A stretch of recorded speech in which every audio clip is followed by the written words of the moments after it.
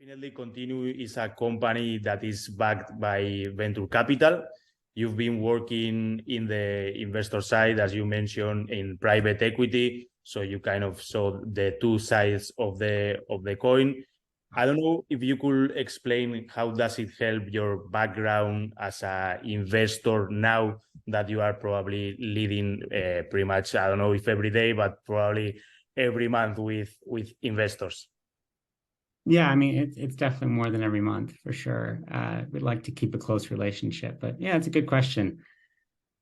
I do come more from that, like, again, that real estate private equity side. So a little bit different than the VC side, or even growth equity is a big entrant, I think, in the space. They really like to differentiate themselves from VC. And if you look at their thesis for their funds, they're quite different. But I think just generally, I feel pretty empathetic towards what they're trying to do. And what I mean by that is, in the high sense of, if you break your arm and somebody else breaks their arm, you guys have a connection, right?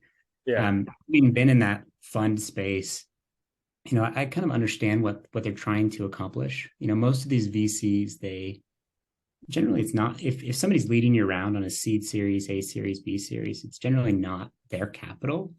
It's usually from a fund that has private investors, but more so probably institutional investors who've put substantial capital into that fund. And that fund has a thesis with time and with a rate of return, an estimated rate of return. And so I think I have a good understanding as I deal with our investors that they do believe in our company, but their external pressures have to do with value, time, and risk, right?